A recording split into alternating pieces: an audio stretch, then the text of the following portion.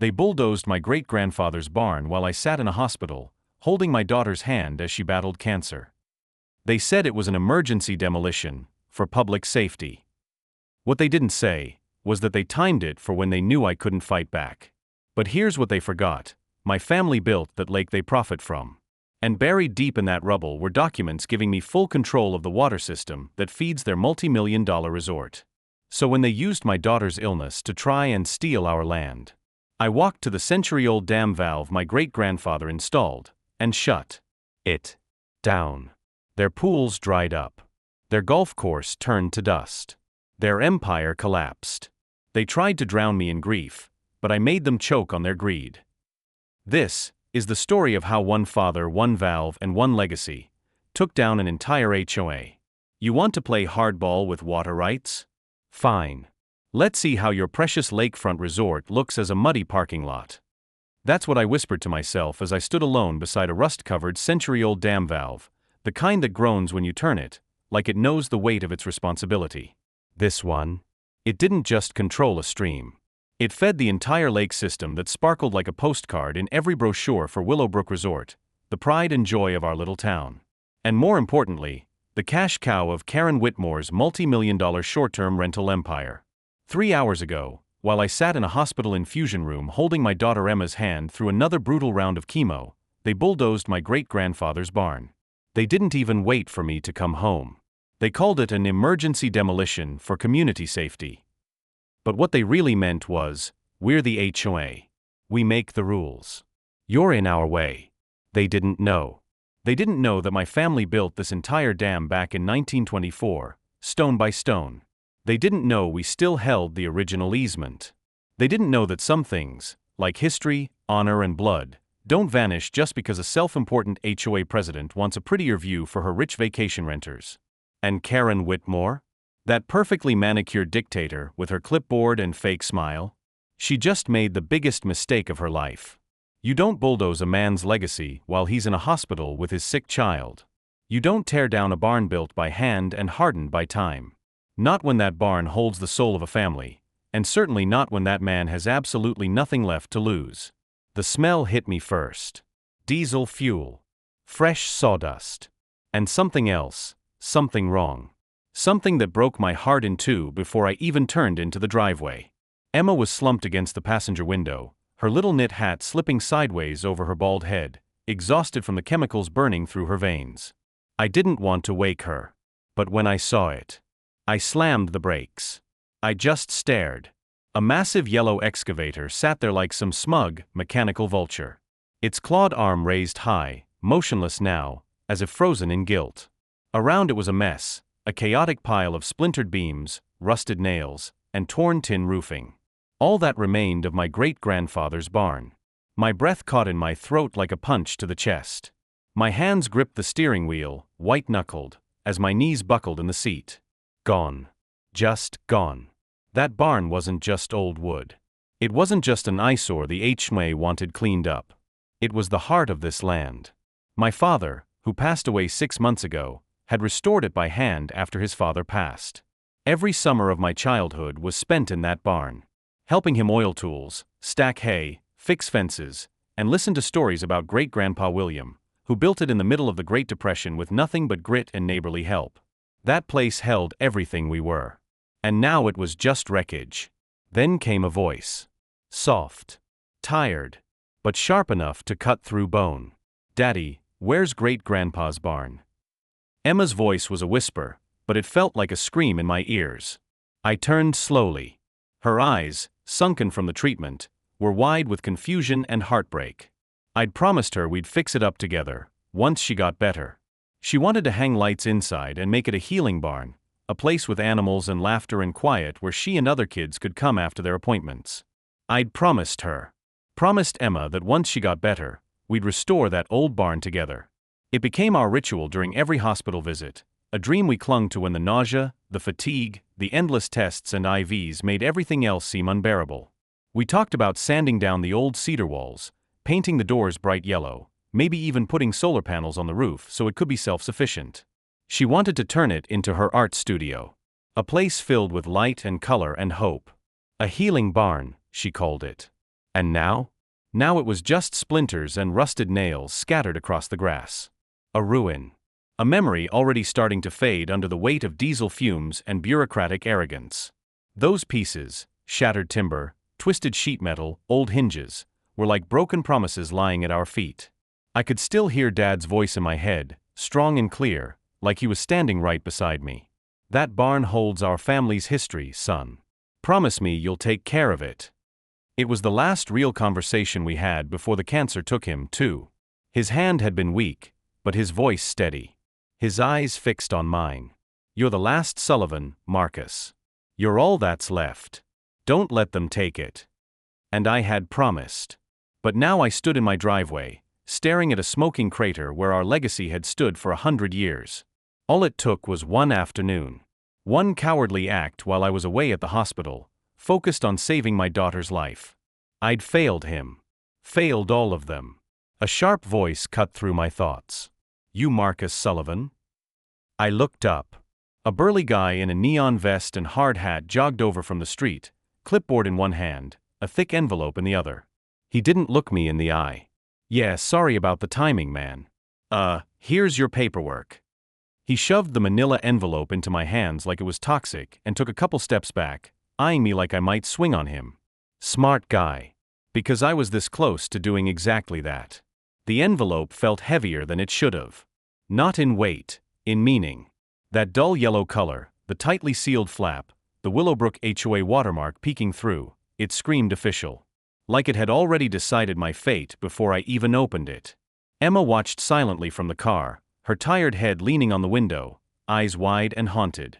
She wasn't just fatigued from chemo. No, this was something else. Fear. She understood. At 12, cancer kids learn to read adult emotions like survival manuals. They pick up tension in shoulders, tremors in hands, cracks in voices. She knew something terrible had just happened. I tore open the envelope, standing in the middle of the driveway as if expecting it to burst into flames. At the top, bold red letters screamed across the page like a slap to the face. Emergency demolition notice issued by Willowbrook Homeowners Association status. Effective immediately reason. Structural safety concerns and community flood risk. I looked around at the dry land, at the barn that stood tall through 3 hurricanes, 5 spring thaws, and more than a few teenage bonfires. That barn had never flooded in its life. Then I saw the timestamp. 2:47 p.m. I reached into my coat pocket and pulled out the hospital parking validation slip. Checked in, 1 p.m. Checked out, 4:32 p.m. We'd been gone the entire time. The barn was demolished while I held Emma's hand during her infusion. And the worst part? The notice claimed they'd made multiple failed attempts to contact the homeowner, via certified mail and door-to-door visits, before authorizing the demolition. That was the first lie. Because I checked my mail religiously, hoping for good news, any good news. And not a single letter had come from the HOA in the last 2 weeks. As for door-to-door visits, I've lived on this land for 39 years. No one knocks without the dogs barking. And no one, came to my door. They didn't try to reach me. They waited until I was gone. And struck. I had promised. And now all I could see was that excavator, squatting over the bones of our past like it had won some silent war. But that's the thing about war. Sometimes, all it takes is one push on the right lever to turn the tide. And I was standing next to it. I'd been home every single day that week. Every day, except today. They knew. They'd waited. Plotted this down to the hour. They must have known I'd be at Emma's treatment today. It wasn't a secret. The whole town knew about Emma's chemo schedule. Our comings and goings weren't mysteries. This is a small town, after all. People talk. People notice. And someone, Karen Whitmore most likely, had taken that knowledge and twisted it into a weapon. That's what made this hurt even worse. They hadn't just torn down a building. They'd waited until I was helpless. Until I couldn't defend it. Until I was sitting in a sterile hospital room, clutching my daughter's trembling hand.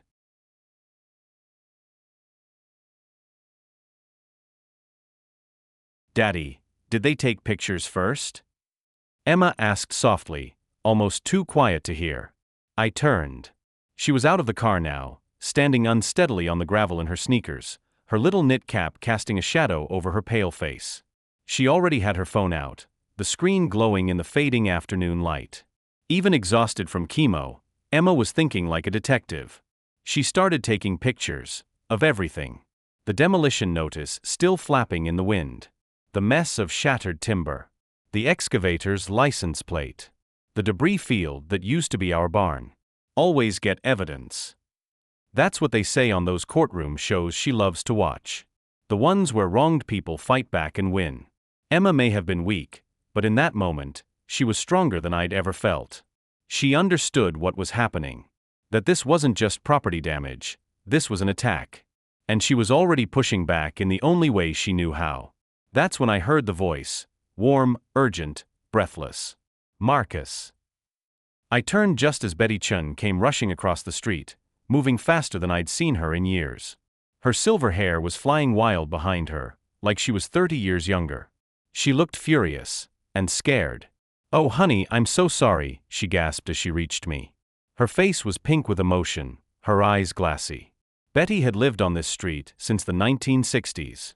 She'd seen every family move in, watched kids grow up, and buried more neighbors than she cared to count. She knew everything about Willowbrook, the history, the people, the secrets. She clutched her iPhone like it held sacred truth. "I took pictures, sweetheart. I saw them here last week, that surveyor, Karen, and some fancy-looking architect. They were walking up and down the edge of your property, measuring everything. I couldn't hear much, but they were pointing a lot, at the barn, then toward the lake, then back again. I knew something was up." Behind Betty, I could see other neighbors emerging from their houses. Quiet. Watching. Mrs. Patterson stood with her hands over her mouth in shock. Mr. Kim shook his head, arms crossed, his expression full of disgust. But the Hendersons? They glanced out their window, saw the crowd, and pulled the curtain shut. I watched them walk back inside without saying a word. The neighborhood was already picking sides. Betty swiped her phone and held it out to me. "Here, look." And there they were, the smoking guns. 3 photos. Karen Whitmore, our self-appointed HOA queen, stood smugly on my property beside 2 men in tailored suits. One held a digital tablet, pointing at it like he was laying out a blueprint for conquest. The other had a measuring wheel and a clipboard, bent over the grass, marking something. They were casing the barn like it was some condemned eyesore. Like it wasn't someone's legacy. They weren't checking for safety. They were planning something bigger, something that went far beyond one old building. Premium guests. Lakefront access. Community improvement. This wasn't about risk. It was about profit. And I was in the way. The photos Betty showed me were time-stamped, last Tuesday. A full 9 days ago. Karen had been planning this emergency demolition for at least a week. Maybe longer. And yet the notice I'd received today was stamped "immediate action required," as if it had all come together in a split-second decision. A last-minute scramble to protect the community from, what, exactly? An old barn? No. The emergency was a lie. A convenient fiction, just like Karen's carefully rehearsed sympathy when she'd spoken at the last HOA meeting about preserving neighborhood character and supporting families through hardship. I could practically hear her voice dripping with fake warmth, her smile polished and insincere. This wasn't preservation. It was eradication. "Betty, can you send me those photos?" I asked, keeping my voice steady despite the tightness in my chest. "And, do you remember exactly what they were saying? About lakefront access?" Betty nodded, already tapping her screen. "They said something about maximizing usability for premium guests." I remember that phrase because it sounded so corporate. Karen kept pointing toward the water and saying how underutilized this side of the lake was. That it was time to make it more inviting. Whatever that means. Inviting. For who? Not for families who'd lived here for generations. For vacationers. For people who'd never know our names but would happily rent Karen's overpriced lakeside villas for a weekend. I turned and walked toward the wreckage. Emma followed silently, her steps slow but steady, like a tiny ghost trailing behind me. The excavator operator, whether by luck or mercy, had spared a few of the larger beams. Maybe he hesitated. Maybe he realized what he was doing at the last second. Or maybe he just didn't care enough to finish the job. Either way, there was something left. I knelt beside one of the beams and brushed away a layer of fresh sawdust with my fingers. The wood was rough and solid, the surface worn but proud. And then, there they were. The adze marks. Cut by hand. Decades ago. There, carved carefully into the grain, were the initials, WSWS 1924 William Sullivan. My great-grandfather. The man who'd cleared this land with his bare hands and built this barn from scratch during the Roaring Twenties. Before plumbing. Before power tools. Just a toolbox, some sweat, and a dream of something lasting. I closed my eyes, and for a second, I could almost see him. Sun blazing overhead, sleeves rolled up, his forearms dark with sweat and sawdust. I could picture the way he must have worked, methodically, deliberately, because he wasn't just building a barn. He was building a future. A future for his children. And their children. And now his great-great-granddaughter stood beside me, tracing the carved initials with her tiny, trembling fingers. Great-great-grandpa would be mad, wouldn't he? Emma asked. Her voice was soft but filled with something harder. Anger.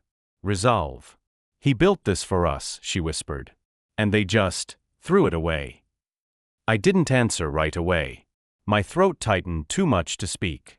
But then I looked at her, this little warrior who faced pain and poison every week without complaint, and I realized I couldn't stay silent anymore. I don't know yet, sweetheart, I said finally, brushing her cheek gently. But I am going to find out. I stood, my knees cracking, my jeans now streaked with sawdust and dirt. And something shifted in me. The grief I'd been drowning in for 6 months, since Dad passed away in that same hospital where Emma now fought her battle, was still there, heavy and relentless. But now, it had company. Now it had purpose. Karen Whitmore didn't just demolish a barn. She declared war on a family legacy. And she had no idea who she was dealing with. She wanted a fight? Well, she just picked the wrong Sullivan. My family had been protecting this land for 4 generations. Through dust storms, floods, recessions, and now cancer, we held it. We earned every inch of this soil with sweat and stubbornness. And I wasn't about to let some power-hungry HOA president bulldoze our legacy for the sake of lakefront aesthetics and tourist revenue. If Karen Whitmore wanted to play games, with her emergency notices and glossy legal language, then she was about to learn something the hard way. 2 can play that game. I pulled out my phone and started taking photos. Of everything. The twisted pile of timber that used to be a barn. The red-letter demolition notice nailed crookedly to the post by the gate. The excavator still sitting on my property like a tank left behind by a conquering army. I even got close-ups of the tread marks in the gravel, the splintered support beams, and the serial number plate welded to the excavator's frame. This wasn't just about documenting damage. This was about building a case. Because if they wanted to come after me with paperwork, I'd come back with proof. Brother, a gravelly voice called out behind me. I saw what happened. This is some straight-up BS. I turned to see Tank Rodriguez walking toward me, his heavy boots crunching across the gravel. He lived 3 doors down and was the kind of guy you hoped lived in your neighborhood.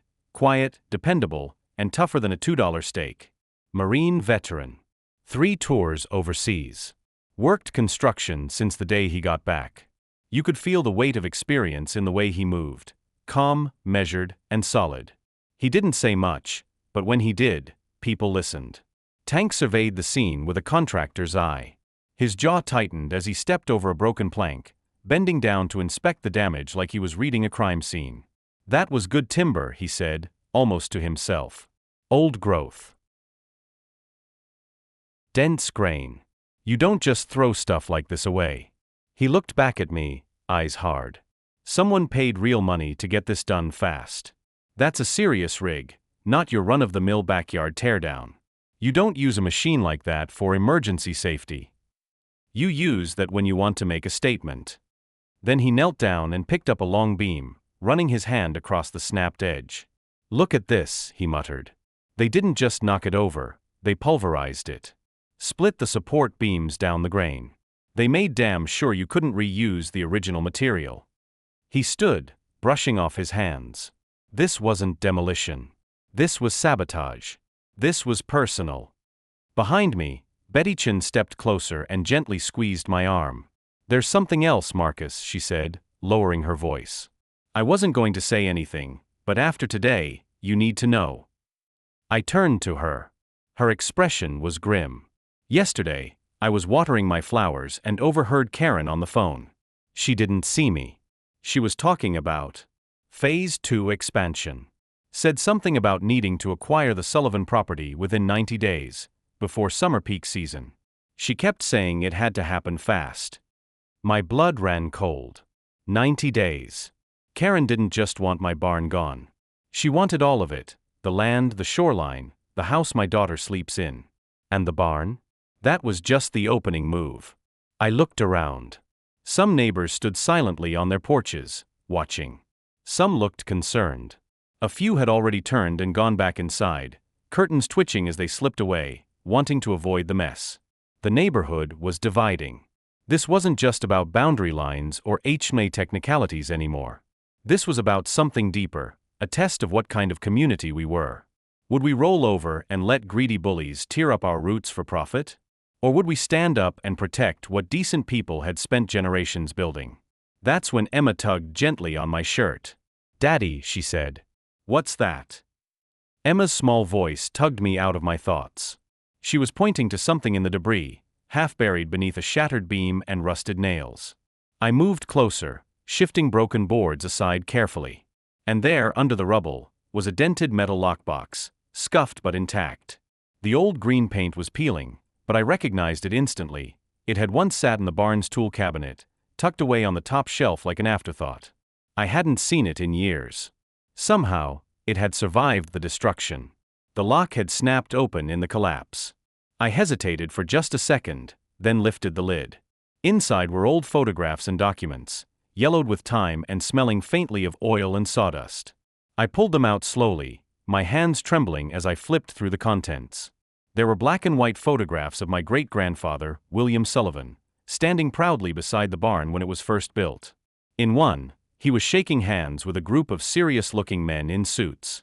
Another showed early construction of what looked like a water system. Pipes, valves, stonework. Then, at the bottom of the stack, I found something folded and thick, a document sealed with a faded county crest. I unfolded it carefully. My heart stopped. It was an official easement agreement, signed and notarized, dated 1924, the same year carved into the barn beam. The document described the Sullivan family's right to access, maintain, and manage a portion of the water flow into Willowbrook Lake, citing the original construction of the dam system that fed the lake today. I glanced back at the demolition notice.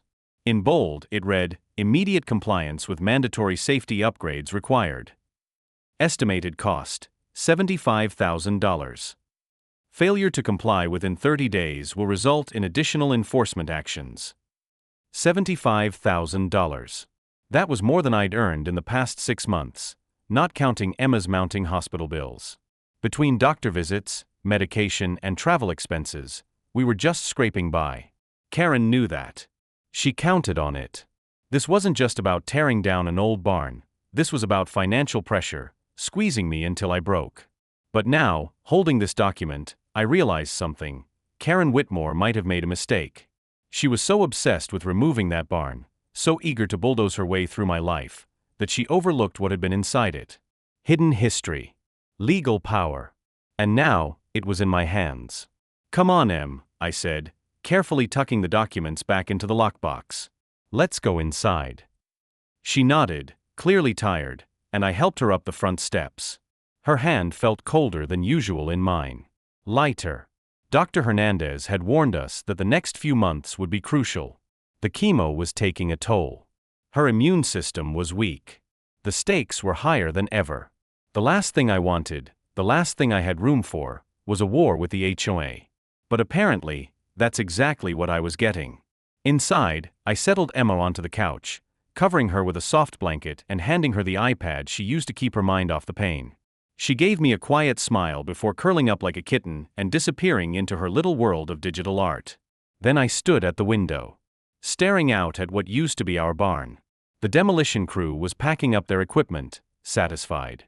Another job finished. Another line item crossed off someone's spreadsheet. I watched the excavator slowly roll backward onto the flatbed. The operator turned and looked at me, just for a second. And in that look was regret.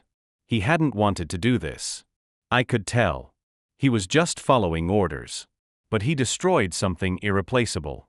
That barn had survived the Great Depression, World War II, 4 generations of Sullivans. And now it was gone. Not by time, but by greed. It had survived everything. The moon landing, 9/11, even the digital age. That barn had stood tall through nearly a century of American history, weathering storms, economic crashes, and generational change. It had survived everything, except Karen Whitmore's ambition. But as I spread those mysterious documents out on the kitchen table, smoothing the creased edges and studying the faded ink under the yellow light, something started to click. A thought forming like a fog lifting off a mountain ridge. My great-grandfather hadn't just been a builder. He'd been a planner. A man who built things to last. And maybe, just maybe, he had built in protections that no HOA president, no matter how power-hungry or manipulative, had accounted for. William Sullivan had understood the value of legacy. He didn't just pass down land, he passed down leverage. That thought echoed in my head as I made my way down the narrow basement stairs, each creaky step steeped in memory. The scent hit me immediately, Dad's pipe tobacco, aged wood, and something else, something older. Secrets. This basement had been Dad's sanctuary. After he died, I couldn't bring myself to go down here. Too many memories. Too many ghosts. But now, with Betty's words echoing in my ears, old-timers knew how to protect what mattered. I realized this was exactly where I needed to be. If there was something Karen didn't know about this land, it would be down here, tucked among the boxes, binders, and filing cabinets that held 4 generations of Sullivan family history. I started with the obvious.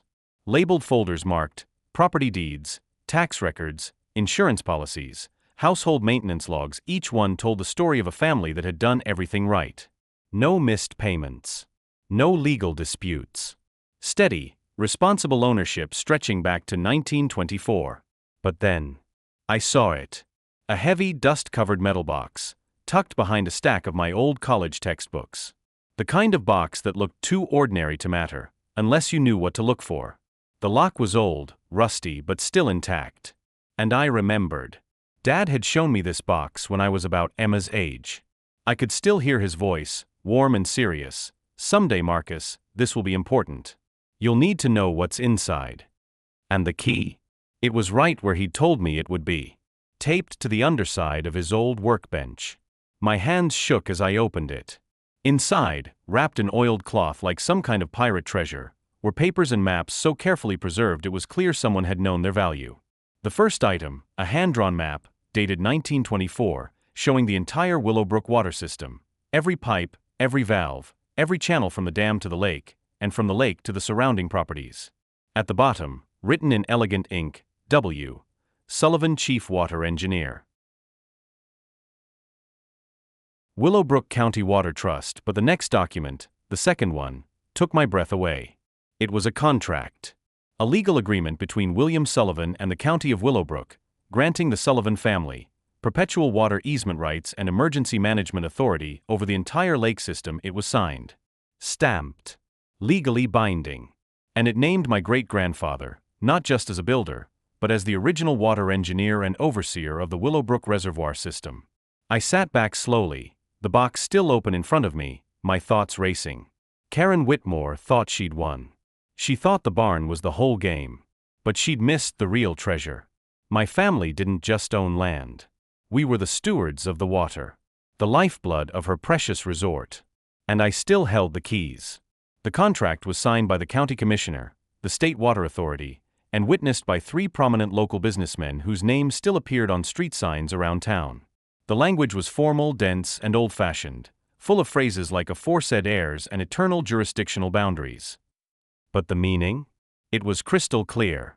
My family, the Sullivan family, had legal authority over the water system that fed Willowbrook Lake. The same lake that glistened like a polished jewel on Karen Whitmore's resort brochures. The same lake her luxury cabins circled like prize cattle around a watering hole. I stared at the signatures again, my fingers trembling slightly as they traced over nearly 100-year-old ink. Holy shit! The words slipped out before I could catch them, and immediately I winced. Dad would have hated me swearing in his space. The basement had always been his place, filled with order and reverence. It was where he worked, thought, built, remembered. I glanced around, half expecting to hear his slow, amused drawl reprimanding me. But all I heard was the low hum of the furnace and the heartbeat in my ears. Because this was huge. This changed everything. Karen thought she held all the cards.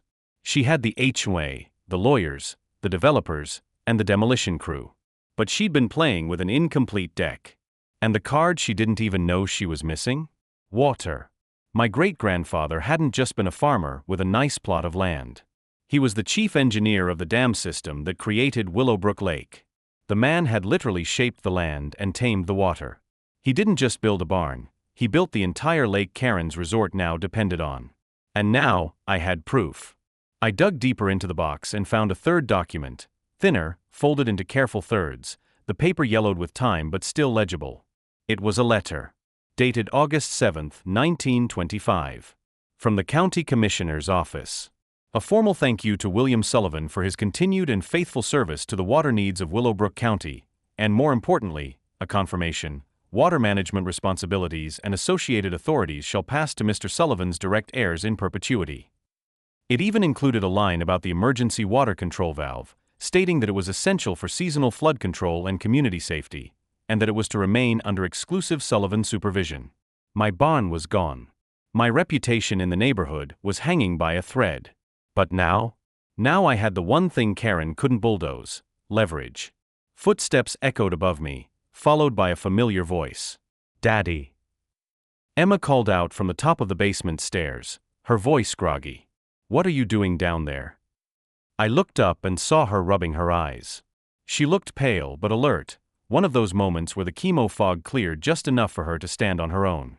Her sleep schedule was all over the place now. Dr. Hernandez had warned me the medications would do that. I climbed the stairs carefully, box in hand. She waited at the top, her hands tucked into the sleeves of her oversized hoodie. I led her back to the couch and sat beside her, opening the box like I was revealing a secret treasure chest. And in a way, I was. I showed her the documents one by one, explaining what they meant in terms she could understand, about great-great-grandpa, the lake, the dam, and how our family had been trusted to take care of the water long before there was ever a resort. Her eyes widened as she processed it all. "So great-great-grandpa was like, the boss of the whole lake?" she asked, her voice stronger than it had been in days. I smiled. "Yeah, sweetheart. That's exactly right." She grinned and sat up straighter. "So, does that mean we can tell Karen she can't have our land?" Out of the mouths of babes. Emma had cut straight to the heart of the matter. "It means," I said, pausing as I looked out the window at the ruins of the barn, "we have options, sweetheart. Real options. But I wasn't going to waste them. First, I needed to have a conversation with our beloved HOA president." After tucking Emma back into bed, her eyelids already fluttering closed from exhaustion, I returned to the kitchen, where the documents were still spread out like battle plans on the table. Yellowed papers, hand-drawn maps, notarized signatures, legal seals. Each one was a weapon now, sharper than any lawyer's tongue. Karen had called an emergency HOA meeting for the next evening. The official reason? Ongoing community safety concerns and failure to comply with structural upgrade requirements. Translation? She expected me to show up defeated, maybe even ready to sell. But I had no intention of giving her the satisfaction. The next evening, I walked into the community center with a manila folder under one arm and Emma beside me, holding my hand. I'd asked Tank Rodriguez to watch her during the meeting. She was still recovering and needed rest. But she'd shaken her head. "I want to see you tell Karen about great-great-grandpa," she'd said, her voice full of quiet fire. And how could I argue with that? She'd been through hell already. If standing next to me while I stood up to a bully gave her even an ounce of strength, she deserved front row seats. The community center smelled like stale coffee and folding chairs. Karen sat at the head table like some corporate queen, flanked by two board members who looked like they'd rather be anywhere else. One kept glancing at his watch. The other avoided eye contact entirely. About 30 neighbors filled the rows of chairs, fidgeting, whispering, avoiding my gaze. Most of them looked uncomfortable. Karen might have called the meeting, but judging by the tension in the room, not everyone was buying her story. I stood slowly. Emma's hand squeezed mine, small but determined, I gave her a nod. Then I turned to Karen. Thank you for that creative presentation, Karen. I especially enjoyed the part where you called my great-grandfather's barn an unauthorized structure. The room went still. Karen blinked, smile frozen like a mannequin. That's interesting, I continued, because according to the historical documents I found, William Sullivan built that barn in 1924, not just as a private citizen, but as part of his official duties as chief water engineer for the Willowbrook County Water Trust. Murmurs rippled through the crowd. Chairs creaked as people leaned in. Karen's smile faltered, just slightly, but she recovered quickly. Mr. Sullivan, she said, her voice tight, you've brought unverified documents into an official meeting. If you're accusing the board of misconduct— Oh, I'm not accusing, I interrupted calmly. I'm asking a question. I stepped forward, opening my folder and pulling out neatly photocopied pages. Would you like to explain to everyone here, I said, holding up the county-sealed map, why you demolished a structure that was not only legally built, but was also part of the original water management system that created the lake your resort now depends on? The silence was deafening. Karen's face went red. Those documents are probably fake, she said sharply. Old papers can be easily forged. Before I could answer, a voice piped up from the back of the room. Not those papers. It was Betty Chun, standing tall in her floral blouse and steel-gray hair tied back like she meant business. I've lived here for 50 years. I knew William Sullivan. My daddy worked on that dam project. I've seen those documents before, they're real. Another murmur went through the crowd, this time louder. Karen opened her mouth to speak again, but now more neighbors were shifting in their seats, some whispering to each other, others staring straight at her like they were finally seeing her clearly. I handed the documents to the board secretary, whose hands trembled slightly as she took them. You tore down a legally constructed, historically significant structure, I said. And you tried to push me off my land using bogus safety violations, while hiding the fact that my family holds legal water authority over this entire lake. I looked Karen in the eye. That barn's gone. But I'm not going anywhere. You mind? Betty Chin stood up from her seat like a courtroom witness about to drop the hammer. Her phone was raised, screen glowing, confidence burning behind her bifocals. I have photographs, she said clearly, of Karen meeting with surveyors and architects on Marcus property last week, before any emergency demolition was filed. Gasps and murmurs rippled through the room. Karen froze. The tight grip on her clipboard betrayed her nerves. This wasn't a HOA discussion anymore. It was an exposure. The next morning, I was done playing defense. If Karen wanted a war, I'd give her one, but I'd fight it on my terms, and in the open. While she schemed behind closed doors, I was going to broadcast it all. Okay, Emma, I said, positioning the old tripod. You sure about this? She nodded solemnly, adjusting the beanie over her bald head. I'm not just your assistant today, she said, brushing powder across her cheeks. I'm your producer. Her tiny smile could have lit up the entire zip code. She insisted on doing her makeup, carefully concealing the paleness that Chemo had painted across her skin. I want to look strong, she whispered, for Daddy's movie. God, I loved that kid more than breath. I stepped into frame.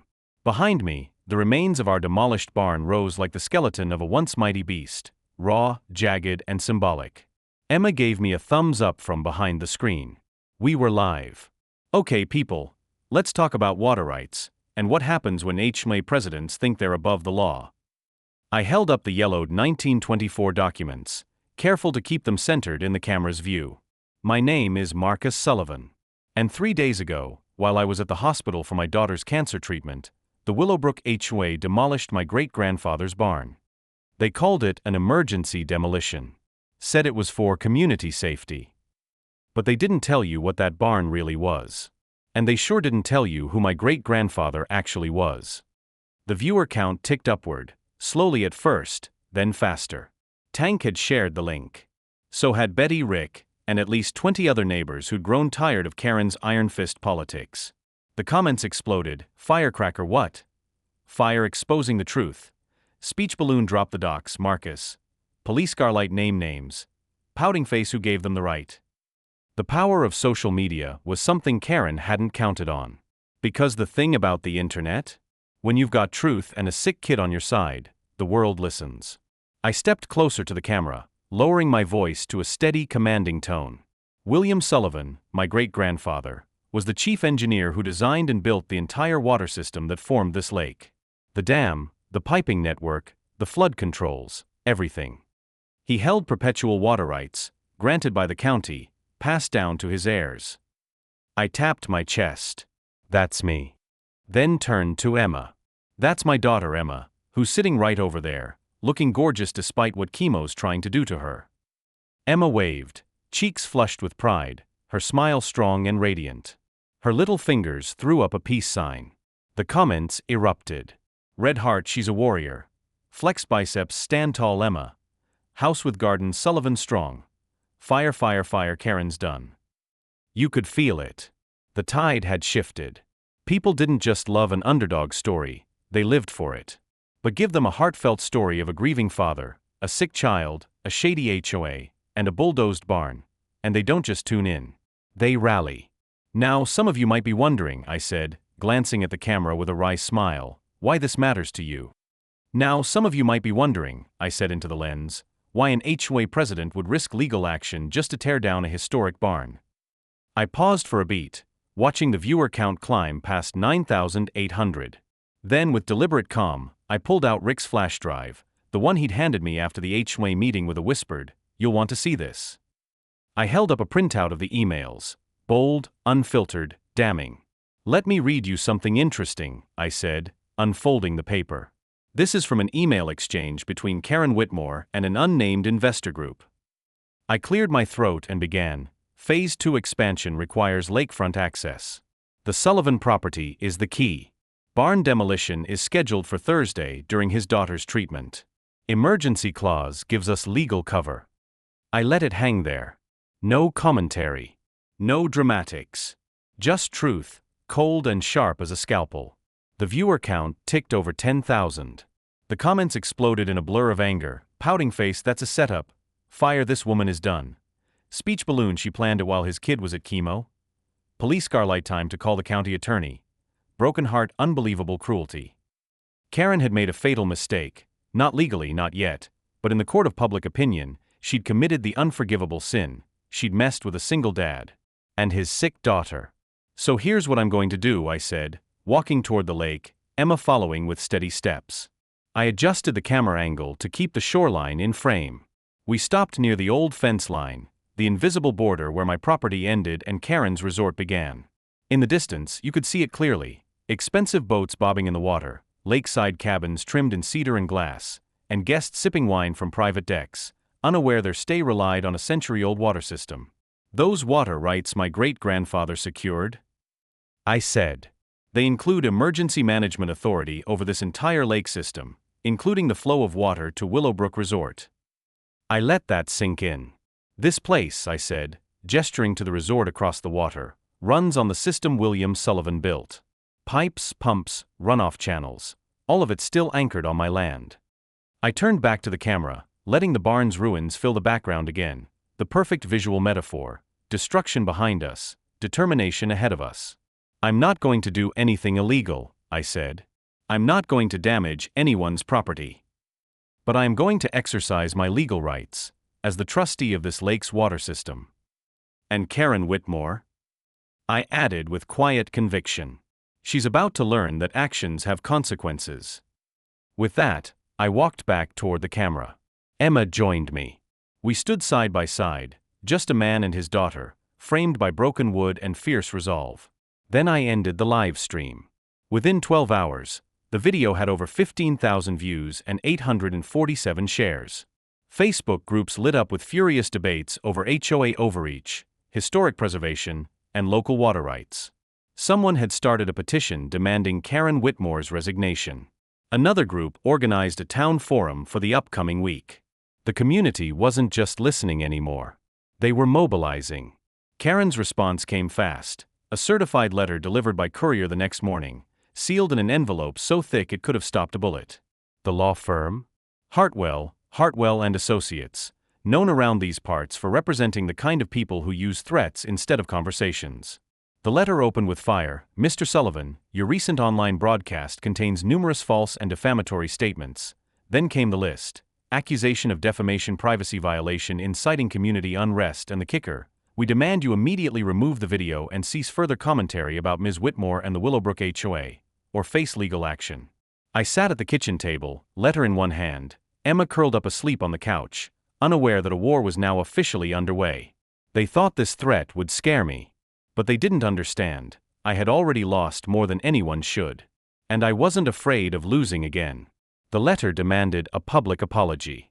It also included a formal complaint Karen had filed with the county, accusing me of unauthorized modifications to municipal water infrastructure, even though I hadn't touched a single valve yet. Not one. But if she wanted to test me, I figured it was time I did a little testing myself. That afternoon, I walked out to the dam valve system with Emma beside me, her iPad in hand to document everything. Her steps were slower now, the chemo had been rough that week, but she insisted on coming. If she's watching us, she should see I'm not scared, Emma said quietly. And just like that, my pride in her pushed back the anger in my chest. This little girl had already fought the kind of battles most adults would crumble under. Now she was marching beside me like a tiny general. We followed the old map from 1924, and just like it showed, the emergency valve system was still there, nestled behind a weathered maintenance shed most people probably assumed belonged to the county. The door creaked open with a little resistance, revealing a rusted valve system still intact and operational, even after all these years. Emma filmed the whole thing. I never laid a hand on the valve, just showed it, explained its significance, and pointed out the markings that matched my great-grandfather's maps and documentation. We posted the video that evening. Within an hour, it had over 3,000 views. At 6 a.m. The next morning, Tuesday, a black SUV appeared in front of my house like a harbinger of some cheap spy thriller. The windows were tinted so dark you couldn't even see silhouettes inside. A guy the size of a small boulder stepped out, sunglasses on despite the dawn haze, and leaned against the vehicle. He didn't approach, didn't speak. Just stood there, watching. By noon, I spotted cameras mounted on utility poles, positioned with perfect sightlines to my front door, the backyard, and the narrow trail leading down to the lake. Emma stood in the living room, peering through the curtains like a tiny detective. "Daddy, why is that man just sitting there?" I crouched beside her, trying to keep my voice calm even as rage coiled in my gut like a nest of snakes. "Karen thinks she can intimidate us into submission," I told her. "But she's about to learn that Sullivan men don't scare easy." The cameras were just the beginning. By Thursday, it got worse. Every single neighbor in Willowbrook received a professionally printed pamphlet in their mailbox. Glossy. Color. 8 full pages. The cover? A heavily edited photo of me from my Facebook Live video, my face darkened, shadows added to make me look menacing. Behind me, the barn ruins had been altered to resemble a war zone. And splashed across the front in bold red letters, "Water Terrorist?" A threat assessment of Marcus Sullivan. The contents were even worse. Cherry-picked quotes, twisted facts, and insinuations that I was some kind of anti-government extremist. They claimed I was planning to sabotage the town's water system, endanger resort guests, and incite a violent community uprising. 8 pages of well-crafted fearmongering. Lies. It was all lies. Hank Parsons, one of the oldest residents in the neighborhood, walked over with his copy, his hands shaking with anger. This is disgusting, Marcus. I've known you since you were 10 years old. Your daddy would roll in his grave seeing what they're saying." I nodded, jaw clenched. "They're scared, Hank," I said. "Because they know I'm not backing down. So now they're trying to make everyone else afraid of me instead." He looked toward the cameras and the man by the SUV. "Well, not all of us are buying it." He handed me the pamphlet. "Now what?" I looked down at the words "Water Terrorist," then passed it to Emma, who was watching from the porch, unflinching. "Now," I said. "Now we fight smarter." Tank Rodriguez stood in my kitchen, face grim, the propaganda pamphlet clutched in one calloused hand. "Brother, this is some next-level psychological warfare." He dropped the pamphlet on the table with a soft slap. I didn't even have to look again. I'd already memorized every sickening word. "She's got fake testimonials from concerned citizens," Tank continued. "Quotes from structural engineers about flood risks if you mess with the valve. A timeline of your so-called escalating anti-community behavior." He shook his head, disgusted. It's professional. Real professional. This cost her serious money. And that's what chilled me the most. This wasn't desperation. It was strategy. The pamphlet was masterfully crafted lies, truth wrapped in fear, facts twisted until they looked like threats. Just enough plausible-sounding concern to manipulate anyone too tired, too busy, or too scared to question it. And worst of all, it mentioned Emma. In a section labeled Mental Instability and Community Risk, the pamphlet insinuated that I was emotionally unfit to make rational decisions, citing undisclosed trauma, heightened stress due to a sick child, and patterns of erratic behavior consistent with grievance-fueled extremism. I read it 3 times, hoping I'd misunderstood. I hadn't. It was all there, in writing. Later that day, Emma came into the living room, quiet. Too quiet. She'd been excited all morning because it was Thursday, the day Zoe was supposed to come over for their weekly art session.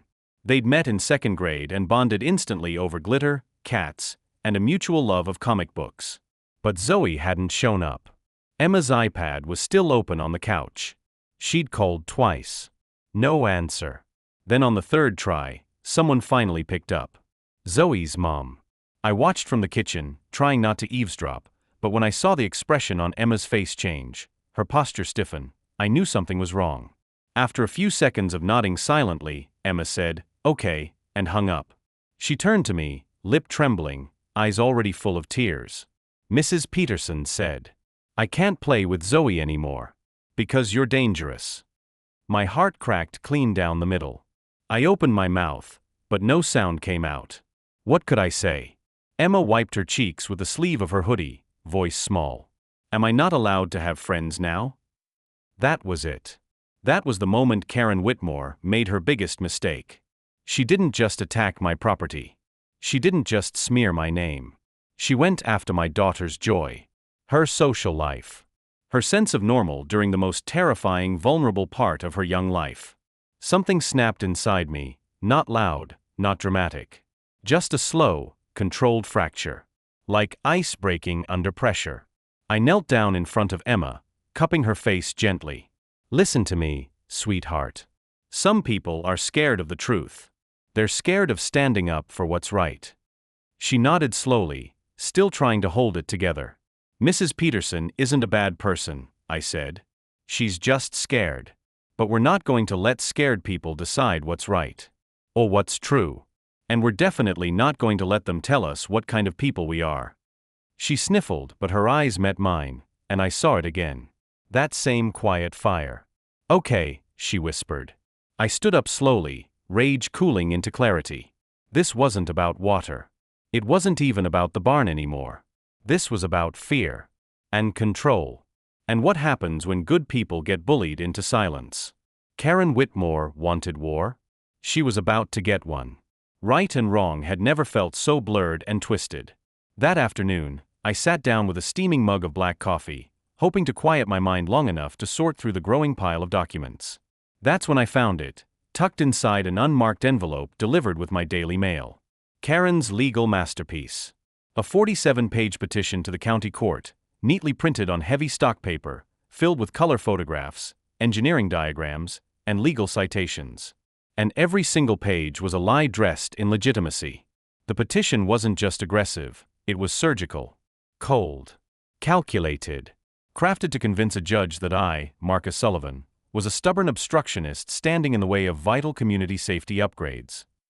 The cover page alone was enough to make my stomach churn. Petition for emergency eminent domain action. Sullivan Parcel, Lot 14A eminent. Domain. Karen Whitmore wasn't just smearing my name now, she was trying to legally steal my land. I read every word. Professional photographs showing my barn's ruins from carefully chosen angles, making it look unstable and hazardous. Fabricated engineering reports, not signed by anyone with a real license, claiming the barn had been structurally compromised beyond safe repair and posed a risk to nearby stormwater control facilities. Testimonies from concerned citizens, half of whom I'd never met, describing my escalating confrontations, aggressive online behavior, and even erratic yard maintenance. Then came the most insidious part. A full section devoted to medical emergency access. In light of recent medical events affecting a minor occupant of the Sullivan property, the HOA has a heightened responsibility to ensure emergency services can reach all residents swiftly. The current infrastructure limits safe evacuation, especially for vulnerable populations. They were using Emma's cancer, her pain, her vulnerability, as a legal justification for taking our land. It was evil genius, and it made my blood run cold. I sat there in silence for almost 20 minutes, hands trembling, trying to figure out what to do next. That's when I heard a knock on my truck window. It was Tank. And behind him? Betty, Rick, and about a dozen other neighbors, people I'd never expected to see standing together. People who had watched quietly from their porches during the worst of it. They weren't quiet now. Tank leaned down, voice steady. "Marcus, we've been talking." He glanced back at the small crowd gathering around the truck. "That pamphlet Karen mailed out? It's bullshit, and we all know it. She's gone too far." Betty stepped forward, holding a fat manila folder full of papers. "I've been doing some digging," she said. Karen's resort business? She reports losses every year for tax purposes, but I've been following her social media. She's got constant bookings, private chefs, and luxury renovations every 6 months. Something doesn't add up. Rick chimed in, arms crossed. "The hardware store sees everything. Karen's been paying cash for surveillance gear, custom printing, and she's been asking weird questions, like how the town handles emergency shutoffs and if there's a manual override for water valves." My throat tightened. The pieces were falling into place fast, too fast. Karen wasn't just manipulating the HOA. She was preparing for a hostile takeover of the land, the water, and the town's perception. Then, just as I opened my mouth to thank them, my phone buzzed. 3:17 a.m. I hadn't even realized I'd drifted off in the recliner. It was the first halfway decent sleep I'd gotten in weeks. The ringtone jolted me upright. It was the county clerk's office. Why would they be calling in the middle of the night? I picked up, heart pounding. "Mr. Sullivan, you're going to want to come down here. Someone tried to file a motion using your great-grandfather's seal and signature, and we have it on surveillance." Dr. Hernandez's voice was calm, the kind of calm that doctors train for, where every word is precise, gentle, clinical. But I could hear the urgency underneath. "Marcus, you need to bring Emma to the hospital. Immediately. Her blood work from yesterday shows some concerning changes." I didn't need to ask what that meant. I just nodded, throat tight. In the hallway outside Emma's room, the sun was just beginning to rise. The sky was orange and cruelly beautiful. I opened her door, bracing myself.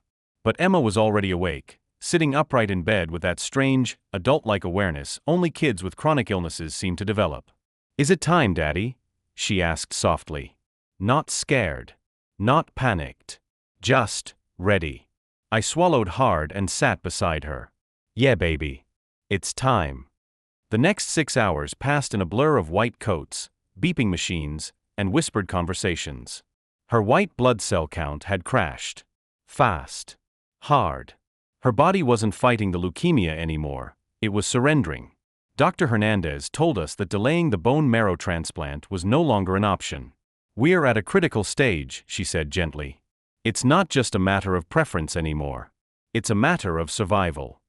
Then came the part that made my knees weak. The transplant will cost approximately $500,000. With your insurance coverage, assuming approval, your out-of-pocket should be around $50,000. I nodded slowly, afraid to ask the next question. "And if it's not approved?" Dr. Hernandez didn't answer right away. She just looked at me, her silence speaking volumes. "We'll do everything we can, Marcus. That's doctor speak for you'll owe more money than you'll ever make in your life, and your daughter might still die." After Emma fell asleep, exhausted from pre-op blood draws and the heavy medication starting to flood her system, I stepped into the hallway and called our insurance provider. I spent the next hour in automated hell, menu trees, elevator music, and soulless operators who transferred me from one department to the next. Finally, I was patched through to a supervisor, a woman named Linda Morrison. Her voice was crisp, cold, flawlessly indifferent. "Mr. Sullivan, your daughter's case is under extended review due to concerns about your family's financial stability and community support systems. I blinked. What? We've received reports suggesting that your living environment is unstable and that your local support network is compromised. Immunity references are flagged due to possible community risk factors.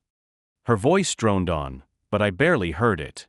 One phrase echoed in my mind: community support systems. Karen. She'd inserted herself into my daughter's medical file. She had poisoned the only chance Emma had left with subtle innuendo and professionally curated lies. That was the moment I understood. This wasn't just HOA warfare. This was personal, surgical, vicious. And then, like clockwork, Karen showed up. She appeared at the hospital 2 hours later, holding a bouquet of lilies like a peace offering, her expression soft and concerned, wrapped in faux empathy. Wearing her nicest blouse, pearls glinting in the fluorescent light, she stepped into Emma's hospital room with a practiced smile. "Marcus," she whispered, "I heard about Emma's condition. I'm so sorry. I just wanted to stop by and let you know. I'm here if you need anything." I didn't say a word. Not yet. Because I knew this wasn't a visit, it was a performance. A calculated move to cover her tracks, to seem like the benevolent neighbor while her fingerprints smudged every obstacle in our way. And as she leaned down to tuck a flower into the vase by Emma's bed, she whispered something only I could hear: "It's not too late, Marcus. There are solutions." I stared at her, jaw clenched. "Get out." She smiled sweetly, like I just said thank you. "I know we've had our differences," Karen began, placing a vase of pristine white lilies on the table like a trophy. "But at times like this, the community comes together." The audacity was breathtaking. She spoke with the smug benevolence of someone used to getting her way. I stood in the corner of Emma's hospital room, arms crossed, jaw clenched so tightly it hurt. "I want to help," she continued, easing herself into the visitor's chair like she belonged there. "I've spoken with Linda Morrison at Blue Cross. She's a dear friend from college. She's very concerned about Emma's case." She gave me that practiced smile again, sympathetic, warm, utterly fake. The insurance approval process can be complicated, especially when there are questions about family stability. My fists clenched. Karen leaned in slightly, lowering her voice to a whisper meant only for me. "But I have a proposal." I didn't respond. Just stared. Let her talk. That's what snakes do, they hiss before they bite. "I'll personally guarantee Emma gets the best care available," she said smoothly. "Linda can expedite the approval process. I'll make sure there are no delays. But we need to resolve our community issues first." She pulled out a document from her handbag, a printed purchase agreement, already signed by her. $750,000 for your property. Fair market value, plus a premium for the inconvenience. The sale would demonstrate community integration and financial stability. She smiled like a car dealer closing the sale. "Emma's insurance approval would be processed immediately, Marcus. And all our hostilities would be forgotten." I looked at the paper. Then at Emma, hooked up to IVs, her tiny body half buried under the blankets. Then back at Karen. "You're holding my daughter's life hostage," I said quietly, "to steal my land." She didn't even flinch. "I'm offering to solve your financial problems and ensure your daughter receives life-saving care. The choice is yours, Marcus. But that transplant window?" She leaned closer, voice like silk. "It won't stay open forever." She stood, smoothed her skirt, and gave Emma a little wave. "Stay strong, sweetheart," she said sweetly. "We're all rooting for you." And then she was gone. Emma reached for my hand the moment the door shut. Her grip was weak, but her voice was firm. "Daddy, she's not helping me." "Is she?" I sat down on the edge of her bed. "No, sweetheart. She's using you." Emma's eyes welled up, but she blinked hard and said, "I heard her talking to someone in the hallway. She said something about pressure points, and an inevitable conclusion. I think she's trying to hurt us." I nodded, proud and furious at the same time. "You're right. But we're going to fight back." That evening, Tank and Jennifer Hayes arrived at the hospital. Tank carried a duffel bag like he was preparing for a war. Jennifer, a local paralegal, had a determined glint in her eyes. "Marcus," she said, laying a stack of printed documents on the rolling hospital table, "we found the connection." She flipped open the top folder. Karen's resort company donated $50,000 to Blue Cross's Community Health Initiative. I stared. That's the same week Emma's claim was flagged, she said. Jennifer pointed to the line item. The donation was specifically earmarked for supporting deserving families in the coverage area. But the wording gave Blue Cross discretion over what that meant. I felt like the room tilted. It wasn't just a hunch anymore. Karen hadn't just crossed a line. She'd built an entire empire on the other side of it. She'd built an entire criminal enterprise around crossing that line. Fraud, manipulation, bribery, and now, leveraging a child's life-threatening illness as a bargaining chip. Karen Whitmore hadn't just broken the rules. She'd rewritten them to serve her own empire, powered by HOA politics and backdoor corporate favors. I looked at Emma, her eyes closed, but I knew she was still listening, the slight twitch of her fingers giving her away. "Daddy," she whispered, barely audible over the hum of machines. "What would great-great-grandpa do?" That stopped me. In the chaos and anger, I hadn't asked myself that. What would William Sullivan, a man who dug canals with his own hands and built a lake to nourish his neighbors, do now? I imagined him in his dusty overalls, standing beside me with that quiet strength that seemed to hum in every old photo of him. He'd protect his family first, I said, voice rough. Then I looked at Emma, her eyes now open and searching mine. But he'd also protect the community. He'd make sure people like Karen couldn't use power to hurt others. Emma nodded solemnly. Then, without another word, she held out her hand toward Jennifer's phone. "Can I record a message?" Jennifer blinked, surprised. "Of course, sweetheart." Emma steadied the phone with shaking hands. "Hi. My name's Emma Sullivan," she said, her voice soft but clear, "and I have leukemia. My family has always taken care of our land and helped our neighbors. But now, someone's using my sickness to try to steal our home. She's lying to our community, and to our insurance company, and she thinks no one will stop her. But my daddy says we come from people who build things to last. So I believe the truth will last, too." She ended the recording, exhaled, and handed the phone back like she'd just finished giving a speech at the UN.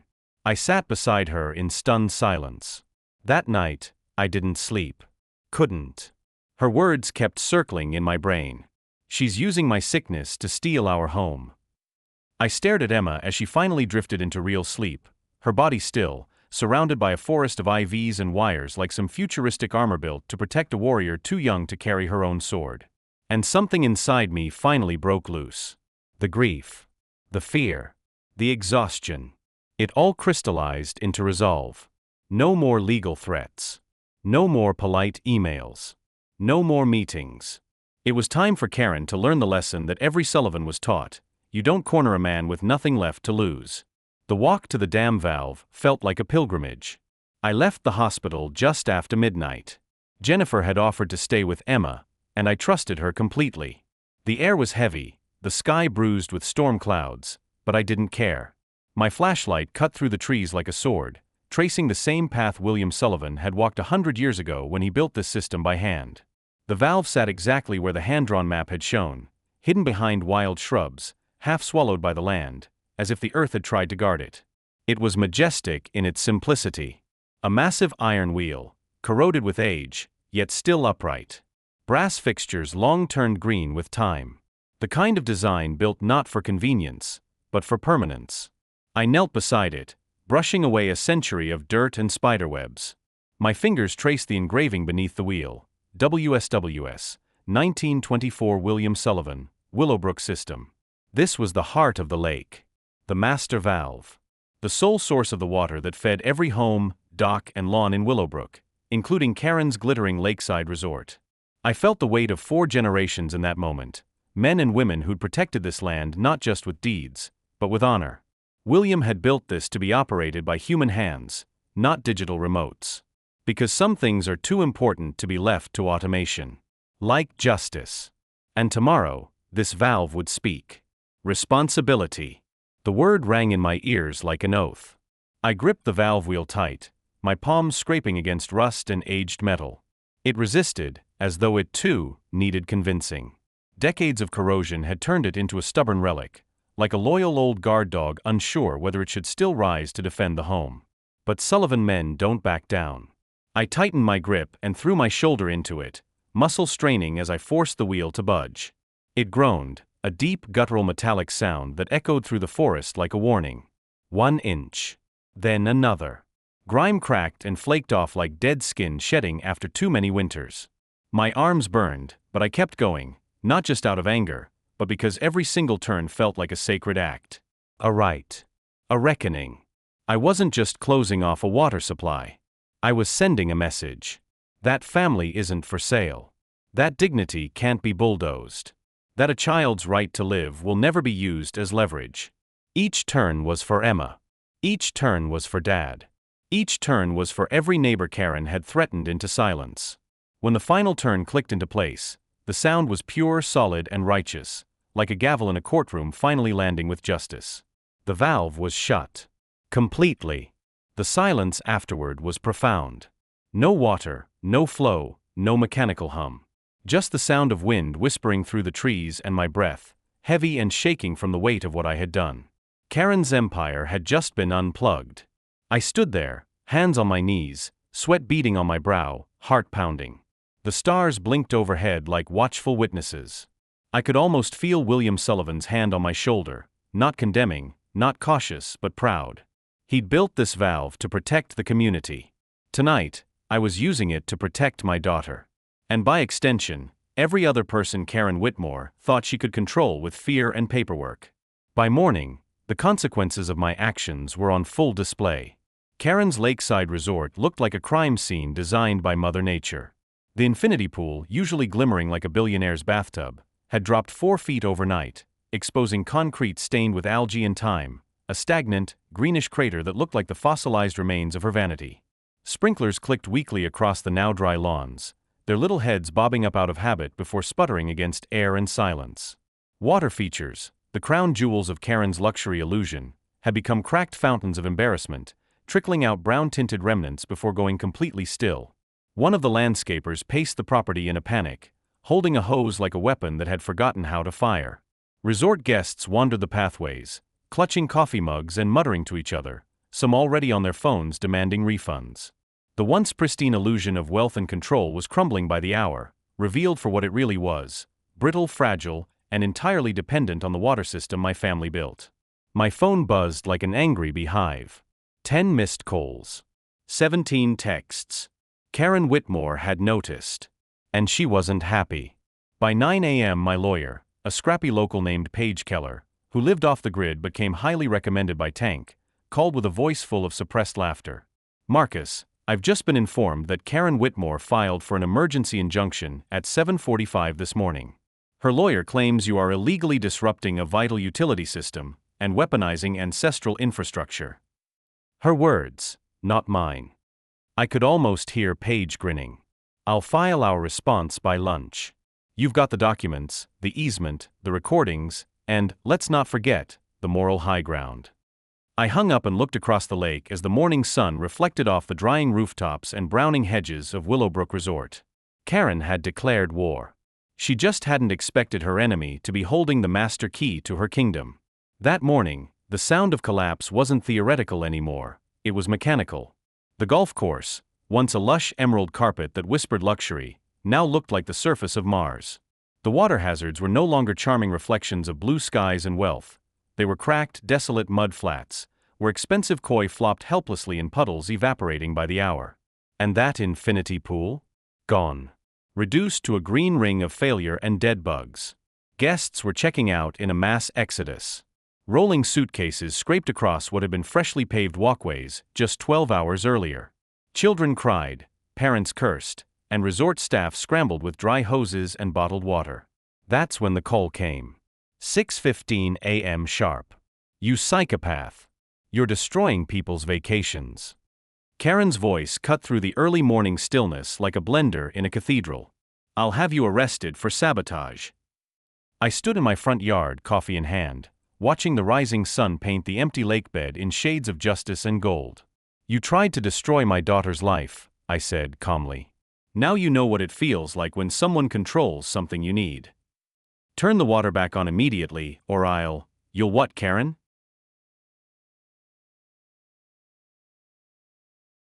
I interrupted. Call your friend Linda at the insurance company? Cook up another pamphlet accusing me of terrorism? Your reign is over. And then I hung up. For the first time in months, I felt something powerful stir in my chest. Hope. Not just for Emma and her survival, but for the whole community.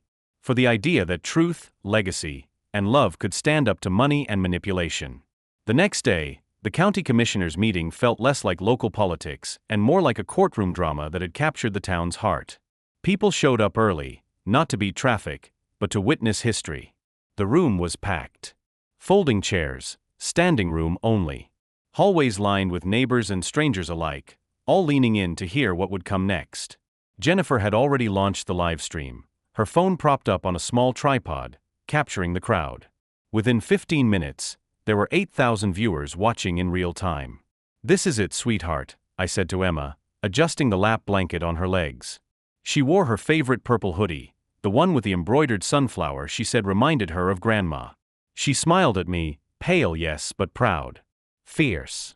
She was every inch a Sullivan. We rolled to the front as the commissioners took their seats. Karen Whitmore was already there, dressed in her best blazer, sitting ramrod straight with a smile stretched so tight it looked like it might snap. But behind her eyes, there was panic. Because this wasn't her resort anymore. This was our courtroom. "Mr. Sullivan," the chairwoman said, glancing down at her papers.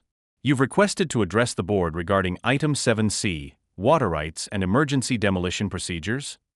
"Yes, ma'am," I said. "And a few other things."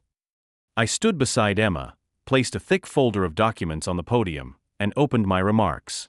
3 weeks ago, the Willowbrook HOA demolished my great-grandfather's barn, a structure built in 1924 by the man who designed this community's entire lake water system.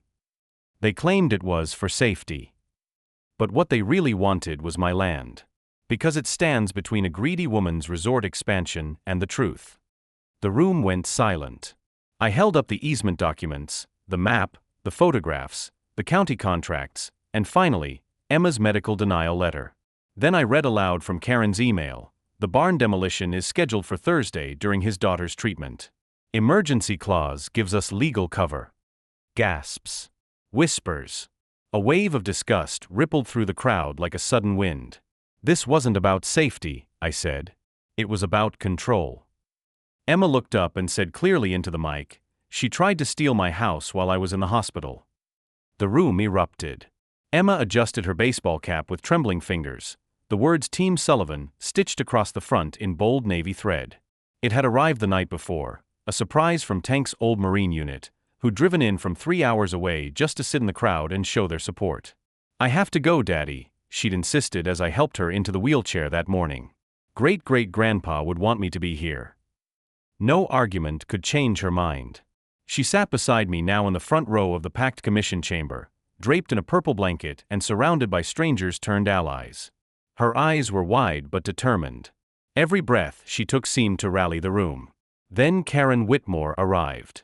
She swept in like she owned the place, flanked by a small army in tailored suits, 3 lawyers, 2 men I guessed were real estate investors, and a woman carrying a sleek briefcase and checking her phone every 30 seconds like she was waiting for a stock ticker to crash. Karen wore a charcoal business suit, her blonde bob perfectly styled, her expression the carefully curated mask of a concerned community leader. But the crowd didn't buy it. Not today. Not anymore. Commissioner Bradley, a heavy-set man in his 60s with a deep voice that carried authority, banged the gavel. "We are here to address urgent concerns about water rights management and HOA governance in the Willowbrook community. Mr. Sullivan, you requested this forum. Please proceed." I stood slowly, my manila folder thick with documents, my family's history, Karen's schemes, and the undeniable truth. "Commissioners, my name is Marcus Sullivan. 5 weeks ago, while I was sitting with my daughter during her chemotherapy session, the Willowbrook HOA demolished our family's barn. They claimed it was for emergency community safety." I paused. Let that hang in the air. But what I'm about to show you proves it was not an emergency. It was the opening move in a long-planned strategy to force my family off our land. A hush fell across the room. Even Karen's lawyers stopped whispering. I laid out a clear timeline, photos from Betty Chun, time-stamped, showing Karen surveying my property with architects. The emergency demolition order, issued precisely while I was known to be out at the hospital. The fake inspection reports, claiming unsafe conditions that didn't exist. Then I pulled out the 1,924 water rights documents. Yellowed, brittle, but still legally binding. My great-grandfather, William Sullivan, built the water infrastructure that supplies this entire lake system.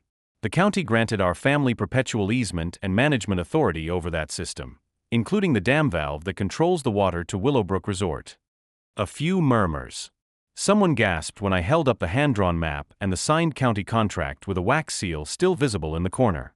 Karen Whitmore planned a Phase 2 resort expansion that required taking my land. She couldn't buy it, so she tried to break me instead. Then I turned to the real heart of it all. Commissioners, my daughter Emma needs a bone marrow transplant. Our insurance company delayed approval.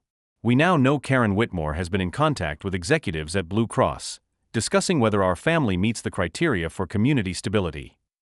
I let that sink in. The room broke into angry murmurs. Someone shouted, "That's sick." Another voice added, "Using a kid's cancer." What kind of monster? Karen shifted uncomfortably. For the first time, she looked vulnerable. Her mask slipping. I leaned closer to the microphone. Karen Whitmore used my daughter's illness to justify a hostile property seizure. She offered to expedite Emma's treatment in exchange for me selling my land. She called it a proposal. I call it what it is: extortion. Gasps. Outrage. Tears. Even one of the investors beside Karen dropped his pen and leaned back like he wanted nothing to do with this mess anymore. Emma lifted her hand. Commissioner Bradley nodded gently, and I lowered the mic so she could speak. Her voice was faint but steady. "My name is Emma Sullivan. I'm 12. I have leukemia. And Karen tried to steal my house while I was in the hospital." You could have heard a pin drop. Karen was done. The room erupted. Gasps, muttered curses, and a loud "Are you kidding me?" came from somewhere in the back. Commissioner Martinez visibly flinched. Karen stood frozen, her face drained of all color, as if she'd finally realized that her own voice, cold, calculated, and damning, had just annihilated the very argument she'd clung to. Commissioner Bradley held up his hand for silence, his knuckles white around the gavel. "Mr. Sullivan, do you have additional recordings?" "Yes, Commissioner," I replied. "But frankly, I think that one speaks for itself." I watched Karen slowly sit back down, her shoulders caving inward. For the first time since this began, she looked small, not the polished power broker she tried so hard to be, but a desperate woman caught red-handed. Her attorneys whispered frantically beside her, their legal pads suddenly less important than the wildfire consuming their client's reputation. "Commissioners," I continued, "this isn't just about a family barn or a water valve. This is about corruption. About a woman who used a child's illness as leverage. Who used her influence to interfere with insurance approvals and tried to push a family into foreclosure so she could expand her resort." I turned to the crowd. This community deserves better. My daughter deserves better. Emma looked up from her wheelchair and raised a hand in a small wave. The room responded with murmurs of support, soft applause, and one elderly woman whispering "God bless her" loud enough for everyone to hear. Commissioner Martinez flipped through a stack of papers that Jennifer had provided earlier. "Mr. Sullivan, the EPA documents are conclusive. Ms. Whitmore's resort has violated federal water regulations. We've verified the dates and infractions. Additionally, your family's 1924 water easement remains legally binding under county law. These documents have been authenticated by our legal team." He turned toward Karen, his voice firm. "Ms. Whitmore, this council is placing an immediate injunction on all development activity related to Phase 2 of your resort. Furthermore, we are submitting your actions to the District Attorney's Office for criminal review." The audience erupted again, this time in cheers. Karen's mouth opened, then closed again. Her lawyers began packing up their folders without looking at her. But it wasn't over yet. Commissioner Bradley cleared his throat. "As for the petition to seize the Sullivan property via eminent domain, that request is denied, permanently. The Commission recognizes the Sullivan family's historical and legal stewardship of the lake system. Any further attempt to violate their rights will result in additional legal consequences." Emma gripped my hand tightly. Her eyes were glassy, but her smile was real. She didn't say a word, but she didn't need to. Commissioner Bradley stood. "Mr. Sullivan, on behalf of Willowbrook County, I offer you and your daughter our sincere apology for what you've endured. And thank you for reminding all of us what courage looks like." The crowd rose to its feet. Tank clapped first. Then Betty. Then the rest of the room. Karen and her entourage slinked out a side door, defeated. I leaned down to Emma. "We did it, sweetheart." She smiled through tears. "No, Daddy. You did." But she was wrong. We did. And in that moment, surrounded by neighbors who had once looked the other way but now stood in solidarity, I knew something had changed. Not just for my family. For everyone. Transplant had been approved. Her voice, once clipped and professional, now trembled with guilt. "Mr. Sullivan, I want to personally apologize. I had no idea the extent of what was happening. I was misled. The moment I saw the hearing footage, I escalated Emma's case. Full approval is on record. The hospital has been notified." I didn't say anything for a moment. Not because I couldn't, but because the tears came first. "Thank you," I managed. "Thank you for doing the right thing, even if it came late." "I hope your daughter gets everything she needs," Linda said. "And Mr. Sullivan? I've submitted my resignation. I refuse to work for a system that lets people like Karen Whitmore pull the strings." 3 days later, Emma was in the operating room. The transplant was risky, but it was her only shot. I sat beside her bed until the moment the nurses wheeled her away, her small hand waving, her purple Team Sullivan cap still on her head. I wasn't a religious man, but I prayed harder than I ever had in my life. She made it. The transplant took. There were setbacks, of course, there always are, but her body responded. Slowly. Carefully. But surely. Meanwhile, Willowbrook changed. Karen's resort was shuttered. The county froze her assets. The once pristine lawns now grew wild, the empty cabins reminders of ambition gone rotten. Betty Chun was elected interim HOA chair and formed a new board made up of people who remembered what community meant. Tank became the head of neighborhood safety. Rick from the hardware store handled transparency and property records. And Jennifer Hayes? She left her real estate job to work full-time in nonprofit advocacy for families facing HOA abuse. Her first case? Helping 3 other families Karen had targeted quietly over the past few years. 1 month after the commission hearing, I reopened the barn site. With the help of neighbors, veterans, old-timers, and even a few newcomers who'd seen our story online, we began rebuilding what Karen had destroyed. Beam by beam. Nail by nail. And when we laid the foundation for the new barn, Emma's art studio, we buried something beneath the threshold, a time capsule. Inside it, a copy of our water rights, Emma's Team Sullivan cap, a photo of the old barn, and a letter from Emma herself that simply read, "To the next generation, don't let bullies win. Build things that last." Final scene. Emma, stronger now, her hair slowly returning, her eyes full of fire, stood at the new barn's threshold holding a paintbrush. "This color okay, Dad?" "It's perfect," I said, barely holding it together. She dipped the brush and began the first stroke. A fresh coat for a new beginning. Because some people build empires. But others? Others build legacies. And the Sullivans? We build things that last. Community she once ruled with an iron clipboard had turned its back on her completely. No more private security. No more lawyers shielding her from consequences. Just an orange jumpsuit and a 6x9 cell with no lake view. When the gavel fell in that final courtroom, I didn't cheer. I didn't smile. I just thought of Emma. Because justice wasn't about revenge. It was about safety. About dignity. About making sure no one else's little girl ever had to fight 2 battles at once, cancer and corruption. 6 months later, Emma rang the remission bell at the hospital. The sound echoed down the sterile hallway like a victory song, and the entire nursing staff clapped and cheered while she grinned and held up her art, a watercolor of the lake, glowing beneath a sunrise, with Team Sullivan written in tiny, proud letters across the shoreline. She handed the painting to Dr. Hernandez. "For the kids who come next," she said. "So they know this place can be full of hope." That summer, we rebuilt the barn completely. Neighbors donated time, labor, even old tools passed down from their own grandparents. Emma helped paint the beams. choosing cheerful blues and greens. She picked out solar panels for the roof. Tank installed the wiring. Rick handled the hinges and latches. And Betty? She sat on a camp chair drinking lemonade and telling every volunteer about William Sullivan's legacy.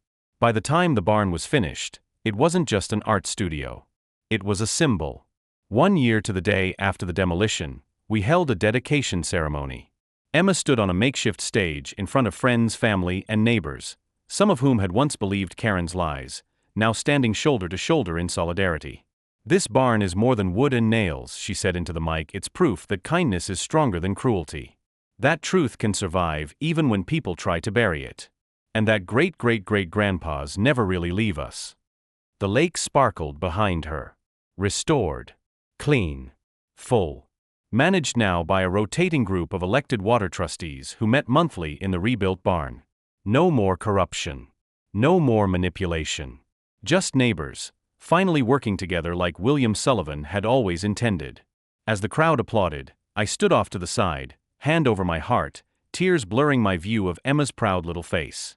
Karen had underestimated us. She thought she could crush a man by stealing his history. Instead, she just made him fight for the future. Because when you threaten a Sullivan's family, you don't just get resistance. You get a legacy. Whitmore tried to dam up the community to serve herself. But in the end, it wasn't steel or concrete that held strong. It was legacy, love, and the will to protect what mattered most. I put my arm around Emma's shoulder, tears threatening, but not falling. "Yeah, kiddo," I said. "I'm ready. Let's see what we can build next." In the end, it wasn't just about a barn, or water rights, or even a crooked HOA president. It was about legacy. It was about family. It was about standing up when no one else would, because sometimes, justice doesn't come from the courtroom. Sometimes, it comes from a father, turning a rusty old valve in the dark. If this story moved you, if you've ever stood up to injustice, or had to fight like hell to protect what mattered most, do me a favor, smash that subscribe button, ring the bell, and share this video with someone who needs to be reminded that the fight is worth it. Because when the system breaks, it's ordinary people who fix it. I'm Marcus Sullivan, and I'll keep telling these stories. Until next time, keep standing tall, keep fighting smart, and never, ever let them take what you love.